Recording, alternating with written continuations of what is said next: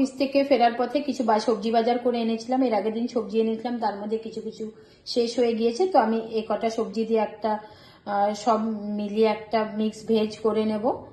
আর এখানটায় আমি করবো যে পেঁয়াজ কলি আলু ভাজা। আর এখানে আমি রাতে খাবার জন্য বানাচ্ছি হচ্ছে মেথি পরাঠা, মেথি শাক। এবং পরাঠাটা আমি আলুটা এইভাবে মেখে নিই, আমি ডোটা তৈরি করে নিই। আলাদা করে অনেকে মেথি শাক বানিয়ে তারপরে বানায়, বাট আমি দুটো একবারে মেখে তারপরে বেলে বানাই। এর মধ্যে একটু আজওয়াইন দিয়ে দেবো। আর এই পরাটা বৌদিও খাবে, আমাদের ওপরতলার যে বৌদি আছে বৌদিও খাবে বলেছে। তো একটু রিস্ক আছে, আমাকে ভালো মতো বানাতে হবে। আর একার জন্য আর কি আছে, একটা সবজি আর একটা ভাজা হলেই হয়ে যায়। আর অফিসে তো অত খাওয়ার টাইমও পাওয়া যায় না যে একদম পঞ্চব্যঞ্জন নিয়ে বসে খাবো। এখন যাই দেখি, এখন রান্নাটা শুরু করি। বেগুন দিচ্ছি না তো, তার জন্য সবজিটা একদম তাকিয়ে তাকিয়ে যদি থাকে খারাপ লাগবে। আর আমার এদিকে লিচি তৈরি করাও হয়ে গেছে, এই যে এইভাবে আমি করি।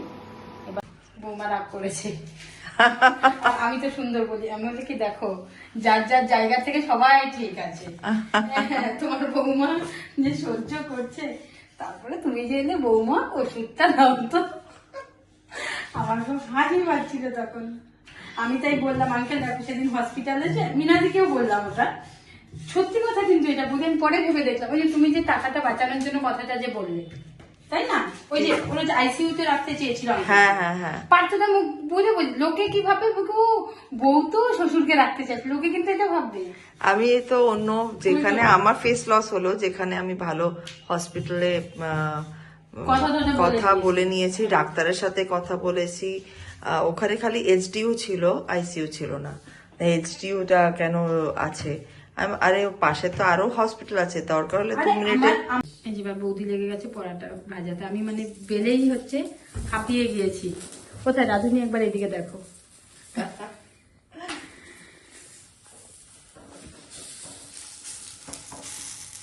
ভালোই লাগবে মনে হচ্ছে খেতে। যা যা বলেছি দিয়েছিস তো? হ্যাঁ, সব আজওয়াইন দিয়েছি। আমি পরোটা করে খাওয়াবো, ভাজলো গিয়ে বৌদি দাঁড়িয়ে। কেমন হয়েছে বলো না? ভালো হয়েছে, হাসছো কেন? মেথির পরোটা ভালো হয়েছে? হ্যাঁ, মেথি পরোটা। বলো না কেমন হয়েছে, কেমন হয়েছে?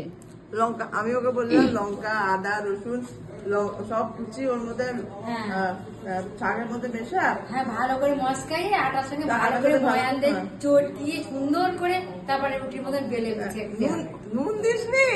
দিয়েছি নুন, আমি আটা মাখাতে তো অল্প দিয়েছি। কেমন হয়েছে? নুন কম হয়েছে। খাওয়া তো যাচ্ছে। সেকেন্ড দিন আরেকটু মেথি শাক আছে, ওটা দিয়ে আবার কেমন হয়েছে পরোটাটা? পরোটার আসল গুণ হচ্ছে ইয়েতে মাখাতে, কারণ আমি মেখেছি আর বৌদি ভেজেছে, বুঝছো তুমি না দি? আচ্ছা কি আচ্ছা, তুমি তো সিরিয়াস হয়ে গেলে। আমি গিয়ে দেখি কিছুই করেনি, ওর মধ্যে কিচ্ছু দেয়নি। আমি ওকে বারবার বলে দিলাম জোয়ান দিবি, আদা দিবি, রসুন দিবি, লঙ্কা দিবি, নুনটা দিতে বলতে ভুলে গেছি, নুনটা কম পড়েছে। আমি কোনোদিন আটা মাখাতে নুন দিই না, তো অভ্যেসটা নেই। রক সল্ট রাখবি, রক সল্ট দিয়ে দিবি। রক সল্ট অফিসে নিয়ে রেখে দিয়েছি, রক সল্ট দিয়ে দিবি বাস। আমার সবজি হয়ে গেছে, এদিকে পেঁয়াজ কলি আর আলুটাও ভাজা হয়ে গেছে। আজকের ব্লগটা এখানেই শেষ করছি, আবার দেখা হবে নেক্সট ব্লগে। তো আপনারা যারা যারা আমার চ্যানেলটিকে সাবস্ক্রাইব করেননি, প্লিজ সাবস্ক্রাইব করবেন। আর যদি ভিডিওগুলো ভালো লাগে তো লাইক কমেন্ট করবেন, আর যদি কোনো ফিডব্যাক থাকে সেটাও দেবেন, তো আমি ইমপ্রুভ করার চেষ্টা করব। Thank you so much.